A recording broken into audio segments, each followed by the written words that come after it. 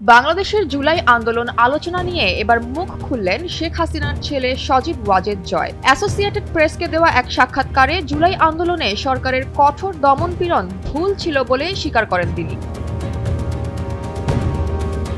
এদিকে জাতিসংঘের প্রতিবেদন বলছে আন্দোলনে নিহত হয়েছে প্রায় ১৪০০ জন। অন্যদিকে অন্তর্বর্তী সরকারের স্বাস্থ্য উপদেষ্টা বলছেন মৃতের সংখ্যা নাকি ৮০০ জনের মতো। এ ব্যাপারে সাবেক প্রধানমন্ত্রী শেখ হাসিনার ছেলে ও উপদেষ্টা জয় তার মায়ের ভুল স্বীকার করে বলেন, সংখ্যার পার্থক্য যাই হোক, দমনপীড়ন ছিল অমানবিক। তবে বর্তমান অন্তর্বর্তী সরকারও মানবাধিকার লঙ্ঘনের দায় থেকে মুক্ত নয়। তিনি স্পষ্টভাবে জানান, আওয়ামী লীগকে নির্বাচনের বাইরে রাখলে সেটি হবে একটি প্রহসনের নির্বাচন। তার দাবি, বর্তমান সরকার আসলে শেখ হাসিনা ও আওয়ামী নেতৃত্বকে নির্বাচনে অংশ দিতে বাধা দিতেই এমনটা করছে।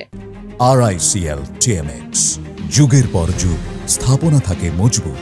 বর্তমান অন্তর্বর্তী সরকার নোবেলজয়ী ডক্টর মোহাম্মদ ইউনূস আগামী ফেব্রুয়ারি ২০২৬-এ জাতীয় নির্বাচনের প্রস্তুতি নিচ্ছেন। কিন্তু জয় সতর্ক করে বলছেন, এখন যা ঘটছে তা আসলে আমার মা ও আমাদের রাজনৈতিক নেতাদের নির্বাচনে অংশ নেওয়া থেকে বিরত রাখার একটি প্রচেষ্টা। এটি ন্যায় বিচারের ছদ্মবেশে রাজনৈতিক কারসাজি ছাড়া আর কিছুই নয়। আওয়ামী লীগের উপর আরোপিত নিষেধাজ্ঞা অবিলম্বে তুলে এবং পর্যাপ্ত সময় ও সুযোগ না দিলে সেই নির্বাচন জনগণ ও আন্তর্জাতিক মহল কেউই মেনে নেবে না এবং আগামী নির্বাচন হতে হবে অন্তর্ভুক্তিমূলক, অবাধ এবং সুষ্ঠু।